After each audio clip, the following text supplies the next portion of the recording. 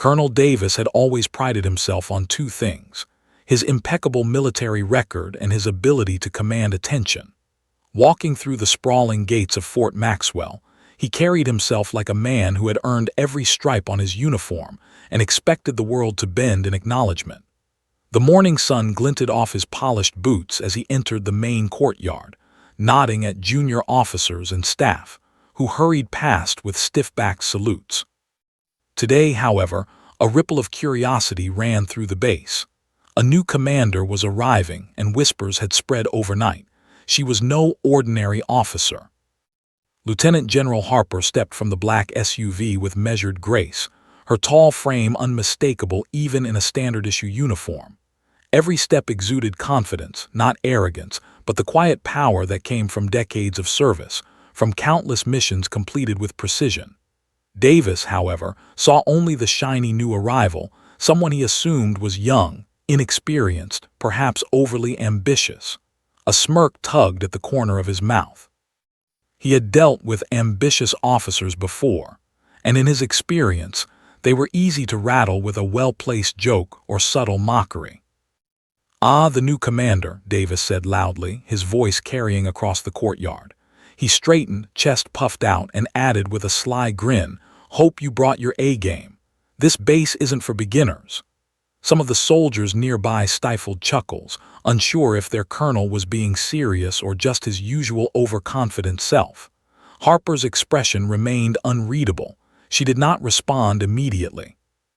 Her gaze swept across the courtyard, observing everything: the alignment of the troops, the posture of the junior officers, the subtle tension that ran like a thread beneath the surface. Davis strutted closer, extending a hand. "Colonel Davis, I assume you've heard of me. Don't worry, I'll try to make your transition easy." Harper shook his hand with a firm, practiced grip. Her eyes were calm, unyielding, and contained a spark of quiet amusement. Davis mistook it for deference, or so he thought. Harper's voice, when she finally spoke, was steady, measured, and carried the authority of someone who had commanded far more than he could imagine. "Thank you, Colonel. I'm looking forward to seeing your team in action." Nothing in that statement revealed her rank or experience. Davis laughed under his breath, assuming her modesty masked inexperience. As the day progressed, Davis escorted Harper on a tour of the base. They passed rows of vehicles, training grounds, and barracks, with soldiers quietly observing every interaction. Davis pointed out drills, bragged about accomplishments, and injected humor wherever he could. "We've trained some of the best here," he said, patting his chest with exaggerated pride. "Don't worry, I won't let you see any disasters today." Harper nodded politely, her attention focused on details Davis didn't even notice. She observed the timing of exercises, the coordination between units, the subtle inefficiencies he'd never realized existed. Every correction she mentally noted would later be a lesson for him. Lunch arrived, and the two sat in the officers' mess. Davis dominated the conversation, recounting stories from past operations, each tale punctuated with a laugh or a jab at imagined opponents. Harper listened, occasionally interjecting with precise questions or tactical insights, always polite, never confrontational. The young lieutenants nearby exchanged glances, quietly impressed by her knowledge. Davis, confident as ever, misread the room. He chuckled at what he thought was a polite silence, unaware that Harper's calm demeanor masked a growing understanding of just how flawed his assumptions were. By mid-afternoon, Davis decided to test her. During a briefing with senior staff, he interrupted her repeatedly, laughing off suggestions she made for optimizing training schedules. "That's cute," he said with a dismissive wave, "but we've done it my way for years. I don't think we need fancy ideas here." The room stiffened. Soldiers glanced at one another, sensing the brewing tension. Harper, unfazed, paused, then explained her point again, this time with examples drawn from real-world scenarios, referencing operations and strategies Davis had never heard of. Her calm precision exposed gaps in his logic, and the murmurs of admiration around the room made him shift uncomfortably in his chair. As the briefing ended, Harper's presence lingered in the minds of everyone in the room. Davis, however, remained smug, convinced that she had been charmed by his humor or overwhelmed by his confidence. Soldiers quietly began to take mental notes. Harper was different. She commanded respect without raising her voice, corrected mistakes without humiliation, and noticed things that had escaped even the most seasoned officers. Davis didn't yet realize that he had been outmaneuvered in every subtle way possible. His mockery, jokes, and arrogance were ineffective against someone who had spent decades mastering the art of command. By evening, the sun dipped low over Fort Maxwell, casting long shadows across the parade ground. Davis lingered, trying once more to assert control with a few jokes at Harper's expense. She smiled faintly, acknowledging his remarks without responding, letting her silence speak volumes. The junior officers around them exchanged knowing looks. Today was a turning point, a moment when egos clashed and competence quietly won. Harper had arrived not to play games or prove herself to anyone, but to lead. Davis, blissfully unaware of the storm brewing, would soon learn that the new commander was a force far beyond his imagination. And as the base settled for the night, whispers circulated among soldiers. The colonel might think he was in charge, but someone had just stepped onto Fort Maxwell who could, and would, outrank him by miles. The next morning, Fort Maxwell buzzed with energy. Soldiers lined up for the weekly briefing, the sound of boots clicking on polished floors filling the room. Colonel Davis arrived early, chest puffed out, smug from yesterday's assumption that the new commander, Lieutenant General Harper, was inexperienced and easily intimidated. He strode to the podium, a grin plastered across his face, ready to dominate the discussion and impress everyone with his wit. Harper arrived moments later, calm and unhurried, her gaze sweeping across the room like a seasoned predator assessing her territory. "Good morning," Davis began, loud and theatrical. "Let's get started before our new commander gets overwhelmed with our expertise." A few officers stifled chuckles, others shot him wary glances. Harper did not flinch. She merely raised an eyebrow, sat in her chair at the head of the table, and waited. Davis mistook the silence for intimidation, a sign that his charm or arrogance was winning. As the briefing progressed, Harper began presenting a proposal for a new coordinated training drill designed to improve both efficiency and safety. Davis, listening, frowned. He said, leaning back with his hands behind his head, "I'm not sure that's necessary. We've run these exercises for years. No need to reinvent the wheel, right?" He let out a small, condescending laugh, expecting the room to echo his amusement. But the room remained quiet. The young lieutenants exchanged subtle glances, unsure whether to intervene or laugh at Davis's audacity. Harper did not respond immediately. She continued presenting her plan, her tone firm, factual, and deliberate. "With this new coordination method, we can reduce response time during critical simulations by 15%, she explained, clicking through diagrams with practiced precision. "We also integrate redundancy checks so that errors in communication will not compromise the operation." She paused, scanning the room. "Colonel Davis, I'd like your input." Davis smirked. "Well, I've been running exercises longer than most of these young officers have been alive. I don't think your fancy method is really necessary. Sometimes the old ways are the best ways." His voice carried a mix of mockery and overconfidence, meant to diminish her authority. Soldiers shifted uneasily in their seats. Harper's expression did not change, but her eyes narrowed slightly, not in anger but in quiet assessment. "Colonel," she said, her voice calm yet authoritative, "with all due respect, efficiency and safety are not about tradition. They are about precision, timing, and minimizing risk. I've reviewed historical drills, current protocols, and incident reports across multiple units. The adjustments I propose are based on measurable data, not theory." Her words were deliberate, precise, and entirely factual. Even the most junior officers sat straighter, impressed by her knowledge. Davis chuckled, waving a hand dismissively. "Well, I guess numbers are fine, but in the field experience trumps charts and graphs. You can't teach instinct." He leaned forward, as if to punctuate his point with charisma. Some officers tried to hide their grimaces. Harper tilted her head slightly, her eyes cool and unwavering. Experience is valuable, Colonel, but instinct must be trained. Even the most seasoned officers can be blindsided without proper coordination and preparation. That's what this method ensures. Davis's smirk faltered slightly, though he did not show it. He tried another jab. You're awfully confident for someone who's just arrived. The room stiffened. Harper's lips curved into a subtle, controlled smile. Confidence, she said evenly, is earned through knowledge, preparation, and execution. Rank is earned similarly.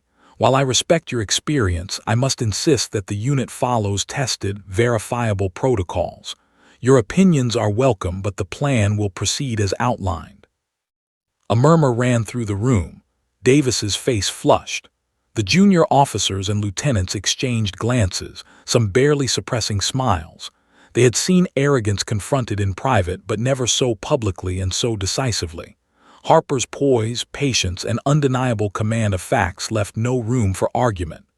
Davis, realizing he could not dominate this conversation with humor or sarcasm, tried one last tactic: personal charm.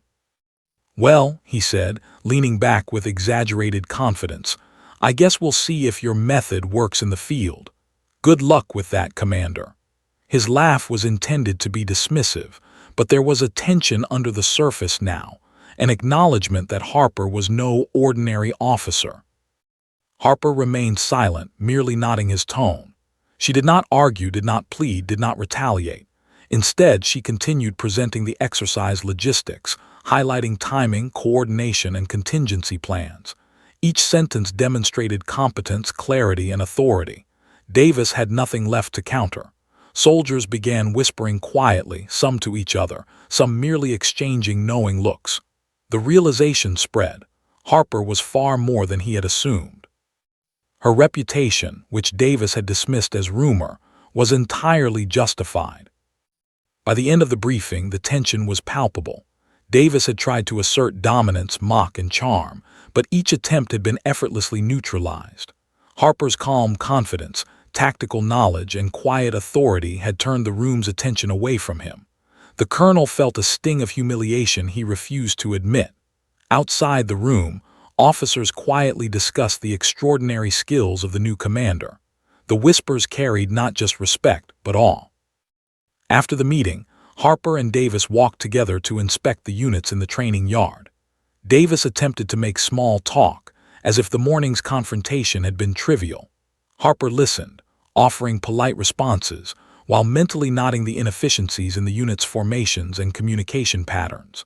Soldiers observed both leaders, one flustered and unsure, the other calm and precise. Davis remained unaware that the first clash had already shifted the balance of power. By dusk, it was clear. The arrival of Lieutenant General Harper had not just introduced a new commander, it had introduced a lesson in humility, leadership, and the consequences of underestimating authority. Colonel Davis had thought he would dominate, charm, and impress. Instead, he had been quietly but decisively outmatched. The base, once filled with ordinary routines, now hummed with anticipation, for everyone sensed that the coming days would be both challenging and transformative. Harper had arrived, and Fort Maxwell would never be the same. The sun rose early over Fort Maxwell, casting long shadows across the training grounds as soldiers gathered for their first field exercise under Lieutenant General Harper's supervision. Colonel Davis, determined to assert authority, marched to the front, chest puffed, ready to display the bravado he believed had always commanded respect. He clapped his hands together and began issuing instructions with theatrical flair, expecting compliance and admiration. Harper, walking calmly beside him, radiated a quiet confidence that drew attention without effort. Her eyes scanned the terrain and the soldiers, noting formations, spacing, and readiness. "All right, everyone, pay attention," Davis bellowed. "This exercise is about precision under pressure. Follow my lead and we'll show them what real experience looks like." Soldiers nodded, though some cast curious glances at Harper. She offered no immediate commentary, letting Davis begin. Yet every order he gave revealed cracks in the plan, timing mismatches, overlapping roles, and miscommunication between squads. The lieutenant general remained silent. observing, taking in each detail with the meticulous eye of someone who had orchestrated operations far more complex than any Davis had ever faced. As the exercise progressed, Davis grew increasingly frustrated. He barked corrections at the troops, only to realize that his instructions were sometimes contradictory. Harper stepped forward, her presence calm but commanding. "Colonel, may I?" she asked, her voice soft yet authoritative. Davis hesitated, unsure if he should allow intervention, but the eyes of the soldiers, wide and expectant, made him pause. "Go ahead," he muttered, trying to sound magnanimous. Harper's approach was immediate and efficient. She reassigned squads, clarified timing, and ensured that every role was defined and synchronized. The difference was instant. The soldiers moved like a single unit rather than scattered groups following conflicting commands. Harper's instructions were precise, her tone firm yet respectful, giving soldiers confidence rather than fear. Davis attempted to step back in, offering last-minute suggestions, but Harper seamlessly integrated his input into the plan without diminishing her authority. She corrected mistakes quietly, without singling anyone out, allowing the exercise to regain momentum. Slowly, the contrast between her command and Davis's faltering direction became stark. Midway through the drill, an unexpected complication arose. A mock explosive device detonated in a simulated hostile area, causing a critical communications failure. Davis froze for a moment, unsure how to respond. He barked orders in rapid succession, creating confusion among the troops. Soldiers hesitated, unsure which commands to follow. Harper, however, remained composed. She immediately assessed the situation, delegating roles efficiently and communicating contingencies in a calm, authoritative voice. She redirected squads to secure the area, re-establish communication lines, and continue the mission without panicking. Davis watched in stunned silence as Harper's plan unfolded flawlessly. Every move she made was precise, preemptive, and coordinated. Soldiers responded instantly to her commands, confident in her leadership. For the first time, Davis realized he was no longer the dominant force in the exercise. The irony was sharp, but he could not deny the effectiveness of her approach. Harper's calm mastery contrasted sharply with his frantic attempts to control the situation. The soldiers' admiration became palpable, their movements precise and purposeful, guided by her clear authority rather than his bluster. By the end of the exercise, the once chaotic scenario had transformed into a smooth, successful operation. The mock threat had been neutralized, communications restored, and objectives met with efficiency that Davis could not have achieved alone. Harper debriefed the unit, highlighting what went well and what could improve, emphasizing teamwork, communication, and adaptability. Davis, red-faced and humbled, listened silently. He realized that Harper's reputation for competence and leadership was not exaggerated. She had orchestrated a flawless response in real time, under pressure, while he had floundered. After the debriefing, soldiers gathered informally, exchanging quiet words of admiration. "Did you see how she handled the comms failure?" whispered a young lieutenant. "I've never seen anything like it," another replied. Davis could hear snippets of conversation, each one a reminder of his own misjudgment. Harper, aware of the subtle shift in perception, remained professional and calm, addressing soldiers with encouragement and guidance. She reinforced lessons without pointing fingers, earning respect without seeking it. That evening, Davis retreated to his office, replaying the exercise over and over in his mind. Each decision Harper had made, each correction, and each confident command stood out against his own failed attempts to maintain control. He could no longer deny the reality. She was not only outmatching him in skill, but doing so with an ease that made his experience seem inadequate. The humbling truth settled over him, heavy but undeniable.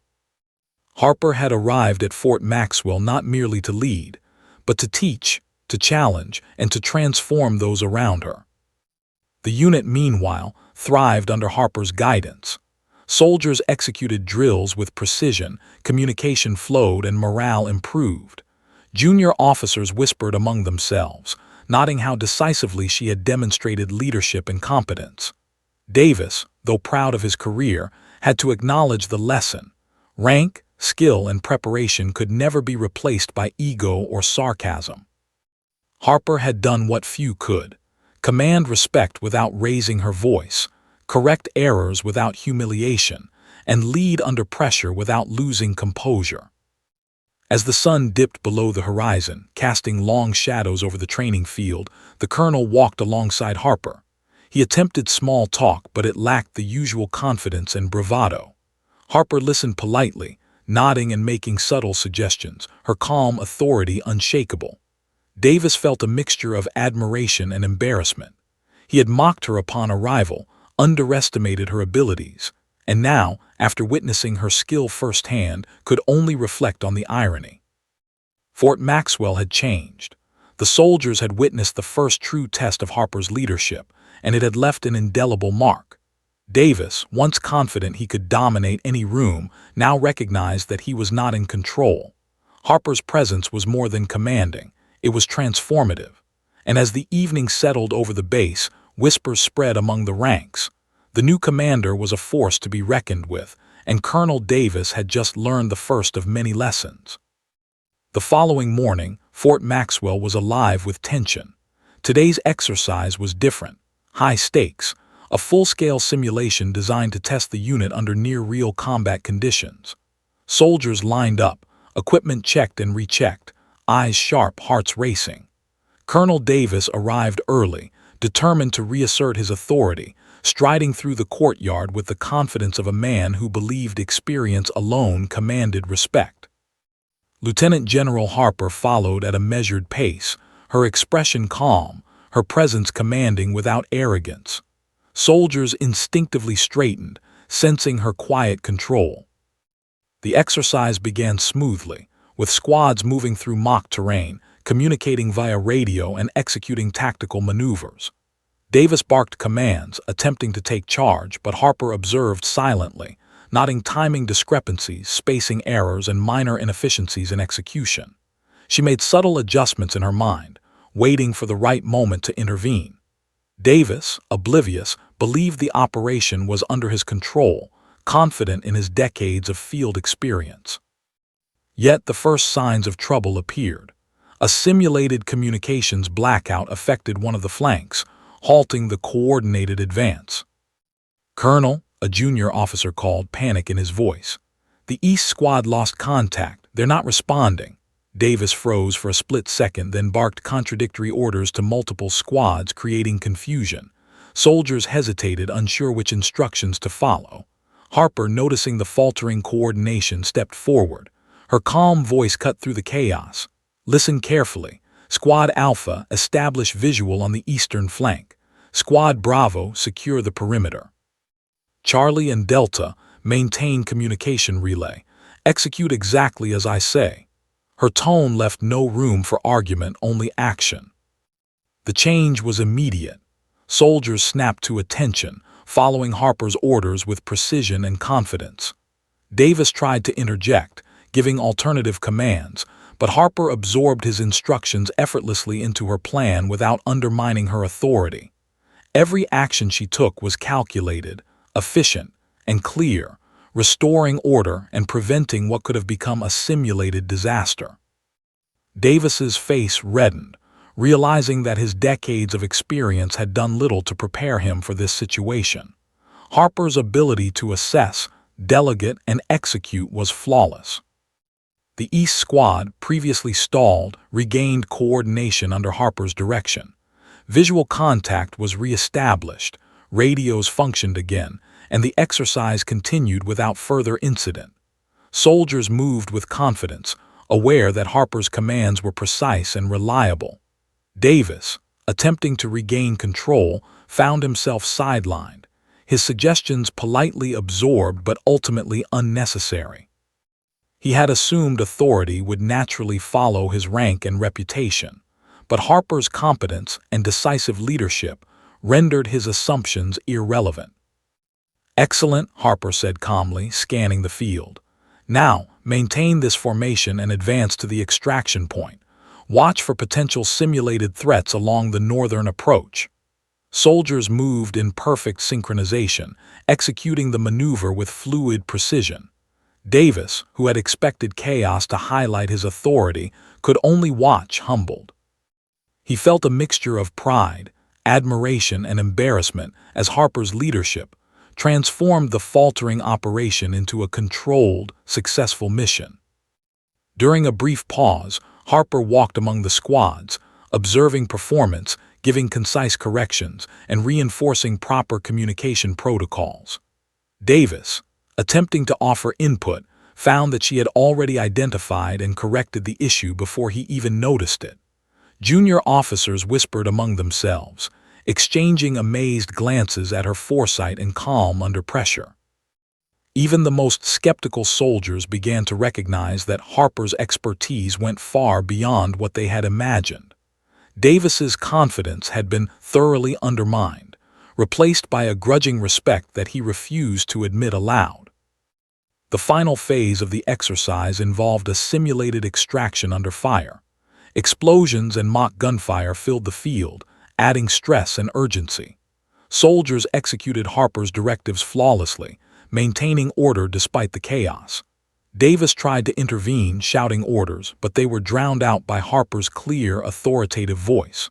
She remained calm, assessing the terrain, anticipating obstacles, and adjusting strategies in real time. The extraction was completed ahead of schedule, without error, and with every squad maintaining formation and communication. Harper had turned potential disaster into a textbook exercise of efficiency and leadership. After the operation, the debriefing was conducted on the field. Harper reviewed every step, pointing out successes and areas for minor improvement. She emphasized teamwork, communication, and adherence to protocol, reinforcing lessons without humiliation. Davis, seated quietly, listened as Harper outlined exactly how she had corrected errors in real time, integrating his own instructions seamlessly. He realized with a sinking feeling that he had been completely outmatched. His ego, once so towering, now felt fragile under the weight of her skill and composure. Soldiers approached Harper with quiet questions, seeking advice on maneuvers, communication, and tactical decisions. She answered each query with patience and clarity, earning admiration from every rank. Davis, watching from the sidelines, understood that her leadership had not only restored order but also inspired confidence among the troops. He had mocked her upon arrival, dismissed her abilities, and underestimated her authority. And now he faced the humbling truth. Harper's competence, calm under pressure, and decisive action had taught him a lesson he would never forget. As dusk settled over Fort Maxwell, Davis retreated to his office, replaying every moment of the day in his mind. Harper's ability to manage chaos, delegate effectively, and maintain control under pressure left him awestruck and quietly ashamed. He realized that leadership was far more than rank or experience.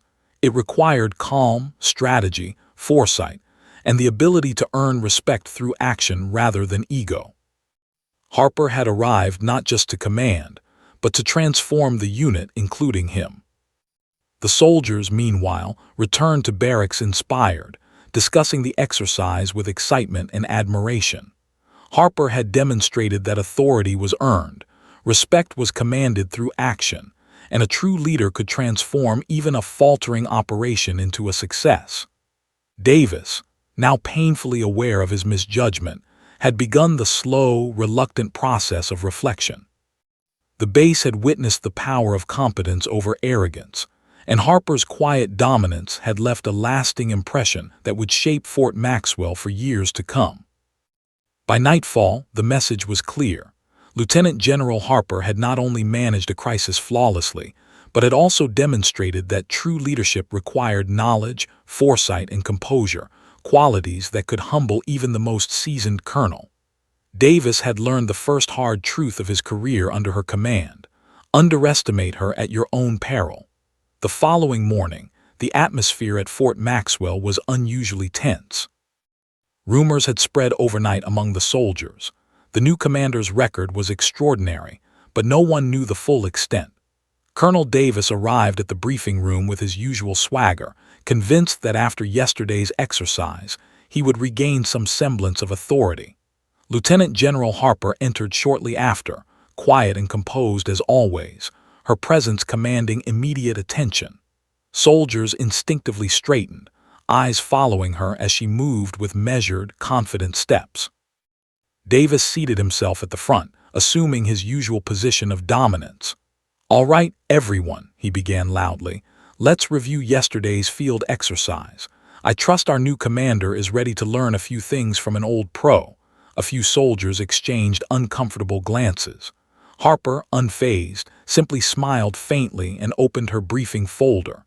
Davis chuckled to himself, unaware that the room's attention was now entirely on Harper. Harper began her presentation by reviewing the exercise in detail, emphasizing efficiency, coordination, and communication.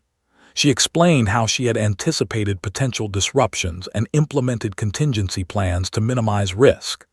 Davis listened with increasing discomfort as she described each decision, including his own contributions, seamlessly integrated into the operation. Her analysis was thorough, articulate, and precise. Soldiers listened intently, scribbling notes, nodding, and quietly admiring her ability to lead without confrontation. Then came the moment Davis least expected. Harper paused and looked directly at him. "I'd like to clarify something before we proceed," she said evenly. "Colonel Davis, as many of you may not know, I hold the rank of Lieutenant General. My assignments have included command of multiple joint operations, oversight of strategic initiatives across 3 states, and leadership in international deployments." A collective gasp rippled through the room. Davis froze mid-breath, his face paling slightly. The senior officers in the room exchanged subtle, knowing glances. Davis's confident grin vanished. He had mocked her repeatedly, questioned her abilities, and dismissed her authority, all without realizing she outranked him by several levels. Harper's calm, professional delivery left no room for argument, only undeniable truth. Soldiers whispered in awe. Even those who had doubted her abilities now understood the magnitude of her experience and rank. Davis struggled internally, trying to reconcile his arrogance with the stark reality before him. Harper continued, her tone measured, emphasizing professionalism over personal victory. "I share this not to intimidate but to underscore the importance of recognizing expertise and rank. Leadership is not about ego, nor is it measured by how loud one's voice is in a room. True authority is demonstrated through preparation, competence, and the ability to inspire confidence in those you lead." The words hung in the air, leaving an impression on every officer present. Davis's jaw tightened. He had spent decades believing that authority was earned through experience alone, and yet here was Harper, demonstrating a mastery far beyond anything he had encountered. He wanted to respond, to reclaim some semblance of control, but the room was silent, waiting. Harper's composure was unassailable, and every officer sensed the subtle power shift. For the first time, Davis understood that mockery and bravado could not override knowledge, rank, or competence. After the reveal, the briefing transitioned to a discussion of unit performance and operational strategy. Harper included Davis's insights, integrating his suggestions where appropriate, but it was clear that the ultimate authority rested with her. Soldiers moved with renewed confidence, knowing that the person in charge was not only competent but had been recognized at the highest levels for her leadership. Davis observed, humbled, as his subordinates instinctively deferred to Harper's instructions, their trust in her evident in every action. During a short break, junior officers approached Harper, asking questions and seeking guidance. She answered each query patiently, offering practical advice and reinforcing tactical lessons. Davis watched silently, recognizing that her ability to lead inspired confidence rather than fear, something he had never fully mastered. He reflected on his behavior over the past days, realizing that every sarcastic remark, every condescending comment had been misjudged and entirely inappropriate. The reality was clear. Harper's authority was absolute, and his previous assumptions were nothing more than ego-driven mistakes. As the briefing concluded, Harper addressed the entire unit directly. "I encourage all of you to learn from every exercise, every decision, and every leader around you. Respect is earned through action, competence, and integrity.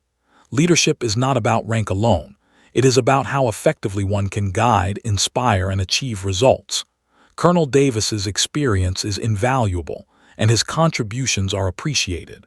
Together, as a team, we will continue to improve and achieve excellence." Davis sat quietly, a mixture of humiliation and newfound respect washing over him. Soldiers whispered among themselves, now fully aware of the extraordinary rank and achievements of their new commander. Davis had assumed control, mocked Harper, and underestimated her completely.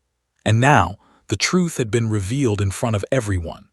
Harper's grace and professionalism had not only corrected the unit's course, but had also taught Davis a lesson in humility he would never forget. By the end of the day, the mood at Fort Maxwell had shifted. Soldiers moved with confidence and focus, aware that the chain of command was now unambiguously clear. Harper's presence inspired efficiency, calm, and respect. Davis, meanwhile, retreated to his office, replaying every moment, every misstep. He had underestimated Harper, mocked her publicly, and now faced the undeniable truth. True authority cannot be feigned or challenged through ego alone. It must be earned, demonstrated, and respected. That evening, the base was alive with discussion. Junior officers praised Harper's leadership, the soldiers marveled at her decisiveness, and Davis, quietly humbled, began the slow process of reflection. He understood that his role had shifted from dominating the room to learning from someone far more experienced, capable, and respected. Harper had arrived not to impress or intimidate, but to transform Fort Maxwell, teaching lessons in leadership, strategy, and humility. The reveal had left an indelible mark.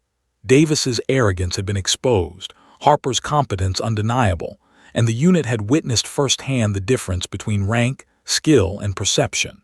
For Davis, it was the first real step in a journey of personal and professional transformation, guided by a commander whose presence commanded respect not through ego, but through excellence. Colonel Davis sat alone in his office, the hum of the base quiet around him. The day's events played over and over in his mind like a relentless loop.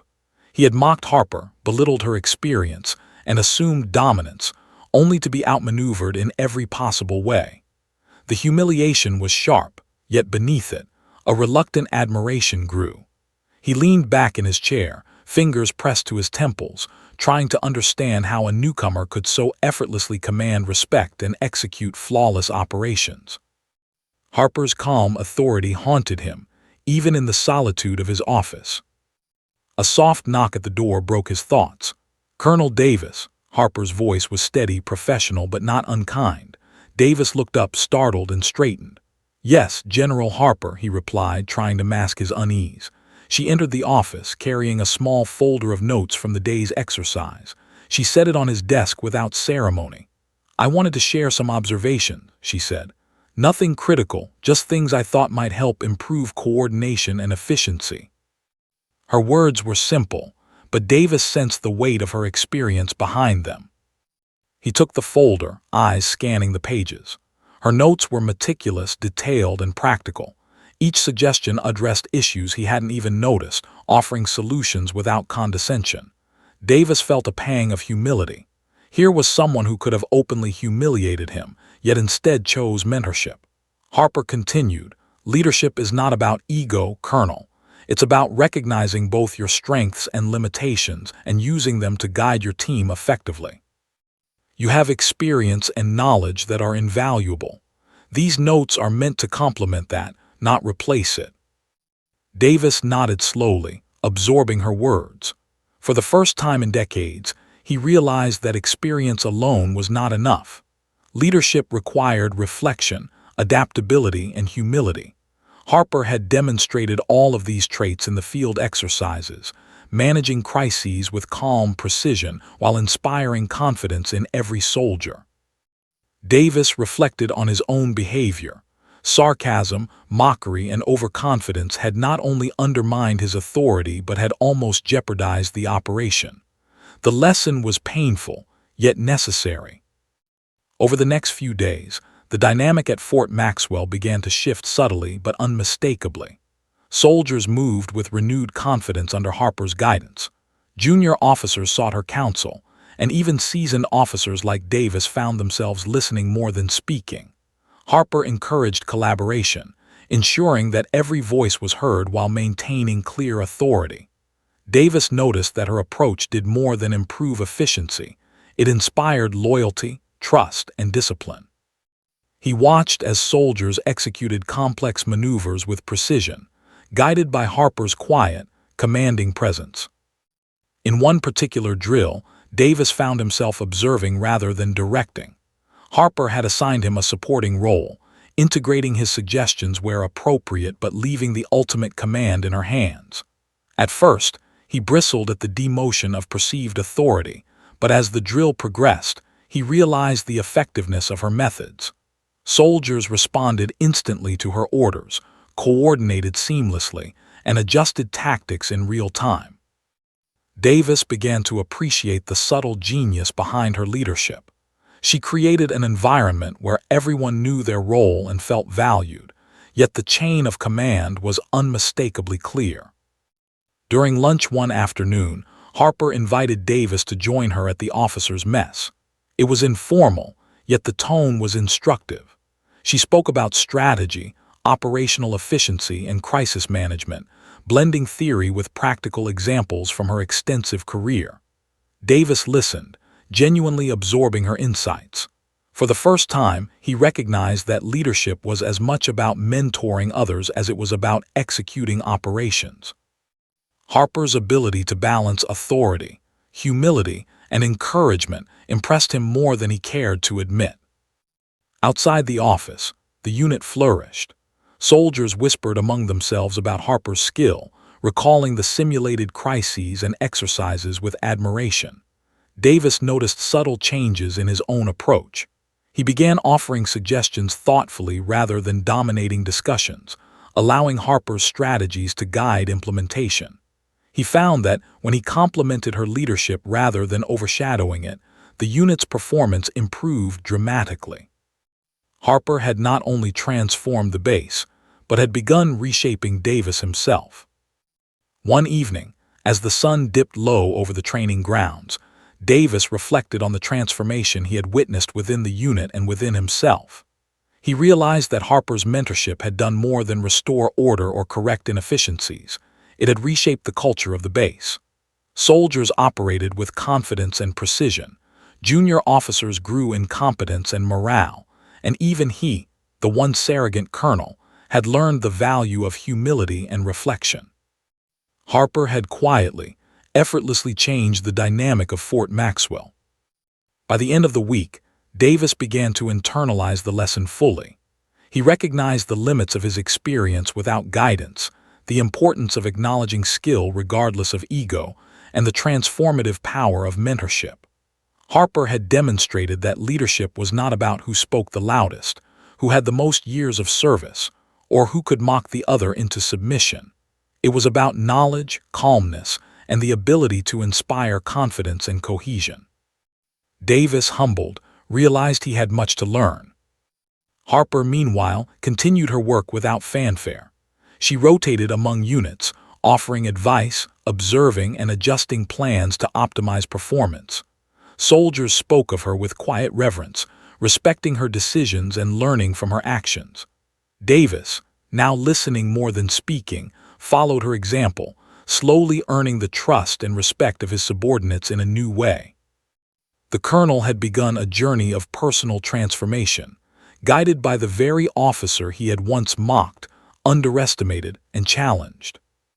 By the week's end, Fort Maxwell operated like a finely tuned machine. Exercises ran smoothly, communication flowed, and soldiers moved with confidence and precision. Davis had begun to embrace a new perspective. True leadership was not about ego, rank, or past glory. It was about competence, foresight, mentorship, and the ability to earn respect through action. Harper had not only taught the unit these lessons, she had taught him. As night fell over the base, Davis sat in his office once more, reviewing notes and reflecting. He understood now that the lesson of humility and mentorship would stay with him far longer than any battlefield success. Harper had arrived not to dominate or humiliate, but to teach, transform, and inspire.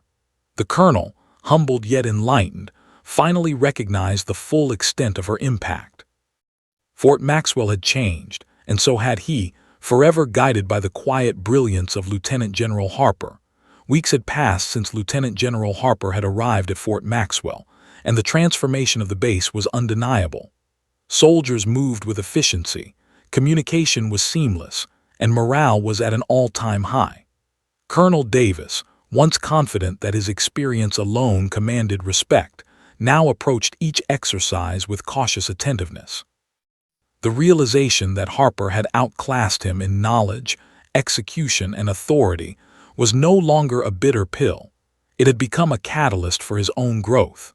He watched her lead with admiration, noting the subtle ways she inspired confidence and loyalty among every soldier. During a complex tactical exercise, Davis experienced a revelation. Harper was coordinating multiple squads across different sectors of the training field, managing simulated threats, and troubleshooting communication issues simultaneously. Her attention to detail, calm decisiveness, and ability to anticipate every potential problem were astounding. Soldiers executed orders flawlessly, confident in her leadership. Davis, tasked with supervising one squad, realized he was now truly supporting her strategy rather than directing it. The realization brought humility, yet also a sense of purpose. He could contribute more by observing, learning, and complementing her leadership than by dominating the exercise with misplaced authority. After the drill, Harper called a short debrief. She praised the unit's performance, highlighting improvements in coordination and communication. When she addressed Davis directly, her words were simple yet impactful. "Colonel, your input has been invaluable in fine-tuning squad responses. Continue to provide guidance, but trust the team and the process. That is how we achieve excellence together." The words were not patronizing, they were encouragement. Davis nodded, absorbing her advice with a newfound respect that went deeper than mere acknowledgement of rank. In private, Harper mentored him further. She shared insights on strategic planning, crisis management, and leadership psychology. Davis listened, asking questions he might once have dismissed as trivial. Harper's patience was endless, her explanations practical and grounded in real-world scenarios. Slowly, the colonel began to see the value of mentorship, the importance of humility, and the power of collaboration. He realized that true leadership did not diminish his experience. It amplified it when paired with guidance, insight, and perspective. The unit's dynamics shifted noticeably. Soldiers began consulting Davis as a trusted advisor rather than a figure of intimidating authority. His previous arrogance had been replaced by measured confidence, shaped by Harper's mentorship. He offered constructive feedback, supported Harper's strategies, and observed the results with interest and pride. The soldiers responded positively, recognizing the colonel's evolution and the benefit of a leadership team in which respect and collaboration replaced ego and competition. One afternoon, Davis found himself reflecting on the contrast between his old leadership style and Harper's approach. He remembered mocking her when she first arrived, assuming he could dominate through sarcasm and bravado. Now, he understood how flawed that mindset had been. Leadership was not about ego, it was about influence, knowledge, and the ability to inspire trust. Harper had taught him, without condescension, that competence and composure created authority far more enduring than mockery or self-assurance alone. The unit's improvement was evident during a joint operations exercise with another nearby base. Coordination between Fort Maxwell and the visiting unit was seamless, thanks largely to Harper's planning and guidance. Davis supervised one segment of the exercise, integrating Harper's method and observing how soldiers adapted quickly to changing conditions. The exercise concluded with high praise from visiting commanders, many noting the exceptional discipline, communication, and efficiency of Harper's unit. Soldiers exchanged smiles and quiet congratulations, proud of their performance and the leadership that had guided them. By evening, the base was calm and Davis walked the grounds with Harper. They observed soldiers completing drills and exercises with confidence, precision, and teamwork. The colonel spoke softly, a hint of vulnerability in his voice. "I never realized how much I underestimated the impact of proper leadership. Watching you command the unit, it's humbling. I see now that true authority isn't loud or arrogant. It's consistent, confident, and fair." Harper listened, a faint smile on her lips. "It's never too late to learn, Colonel. Your experience and insight are crucial. Together, we strengthen the team." Their collaboration continued to grow, blending experience with expertise. Davis offered tactical advice, Harper refined strategies, and the soldiers responded with discipline and motivation. What had once been a base marked by hierarchical tension and egos clashing had become a cohesive, high-performing unit. Soldiers moved with precision, junior officers thrived under clear mentorship, and Davis had come to respect Harper not only as his superior, but as a leader whose wisdom and authority inspired real loyalty. The final test of their cooperation came during a simulated multi-pronged crisis exercise.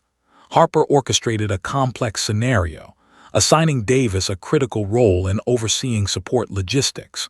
Soldiers executed maneuvers flawlessly, responding instantly to Harper's adjustments.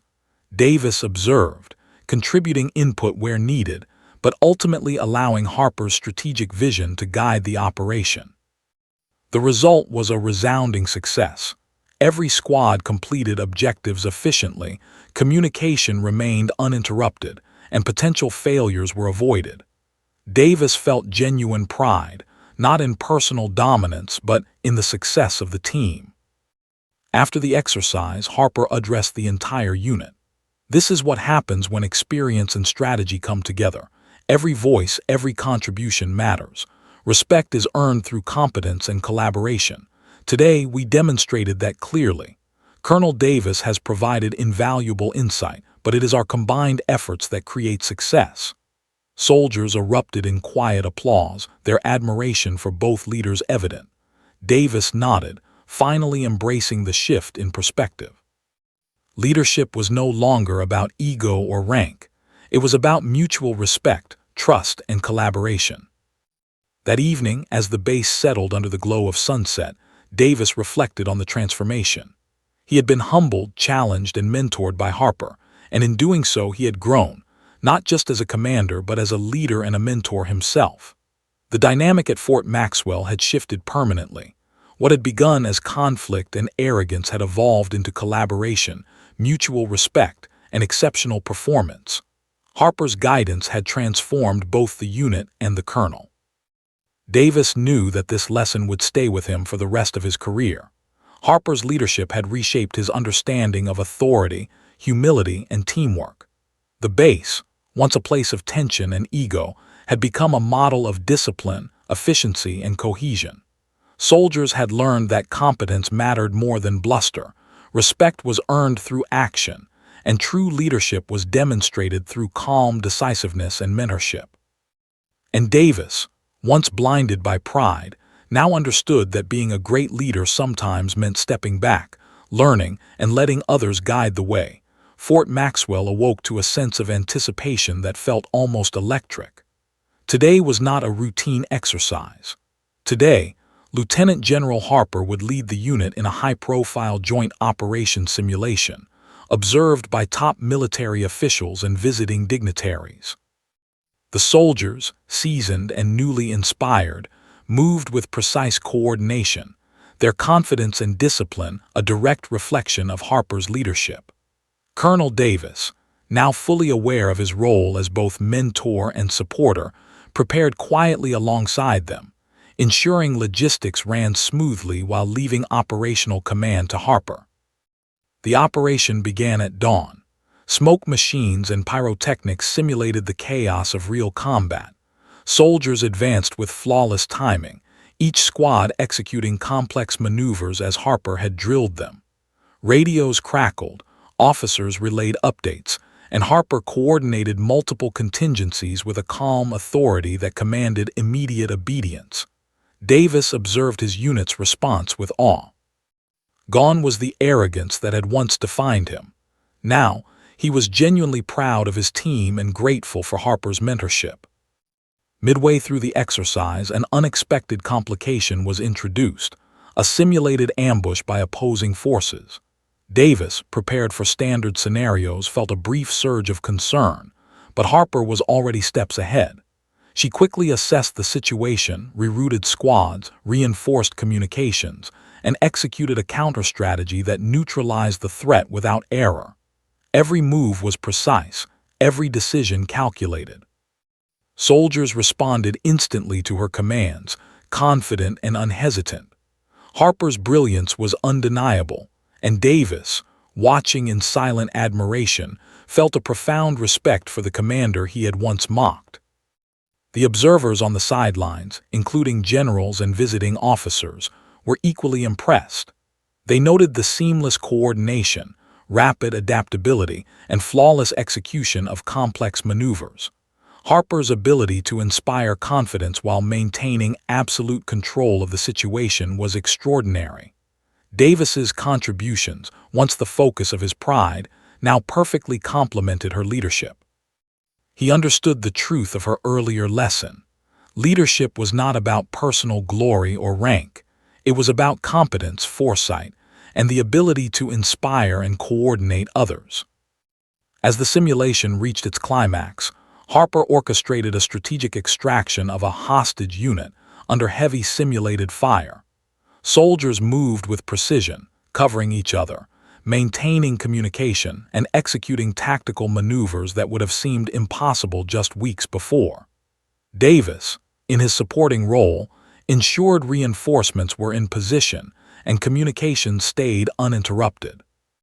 Every aspect of the operation reflected the lessons Harper had imparted: preparation, teamwork, adaptability, and calm decisiveness. The simulation concluded flawlessly, leaving no room for doubt about the unit's skill or Harper's command. After the operation, Harper conducted a debriefing. She highlighted the unit's strengths, praised their precision, and noted areas for continued improvement. Davis, now fully comfortable in his supporting role, offered observations that reinforced the team's performance. Soldiers looked to both leaders with admiration, seeing a model of collaboration, mutual respect, and effective command. Davis felt a profound sense of humility, understanding that his growth as a leader had been possible only through Harper's guidance and example. The visiting generals approached Harper, offering congratulations and praise. "Your leadership here is exceptional," one remarked. "The precision, coordination, and morale of this unit are unlike anything we've observed in recent exercises." Harper acknowledged the praise with grace, crediting her team and acknowledging the contributions of experienced officers like Davis. The colonel stood beside her quietly, a mixture of pride and humility washing over him. The roles had shifted, yet the partnership between them had never been stronger.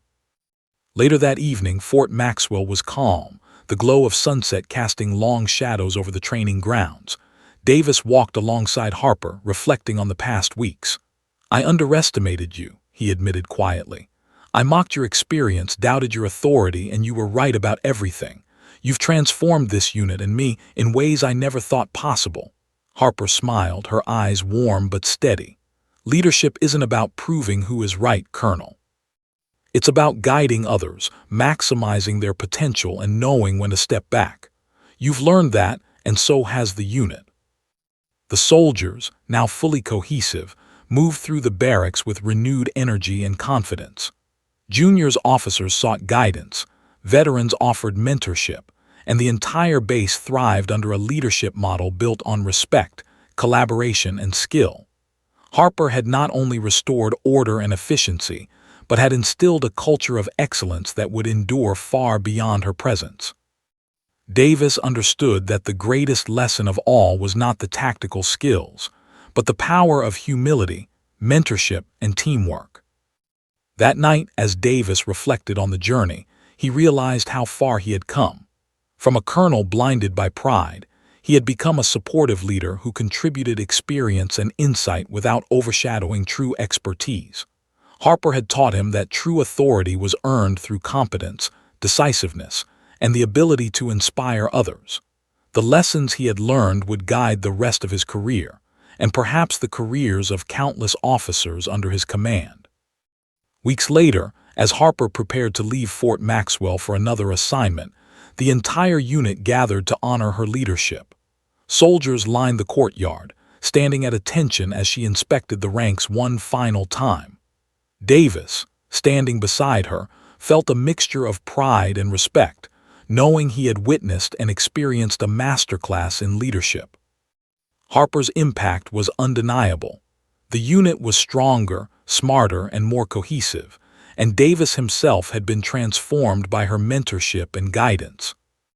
As Harper saluted and departed, the soldiers watched in silence, knowing they had been part of something extraordinary. Davis remained at attention for a moment longer, reflecting on his journey, from arrogance to humility, from mockery to respect, from dominance to collaboration.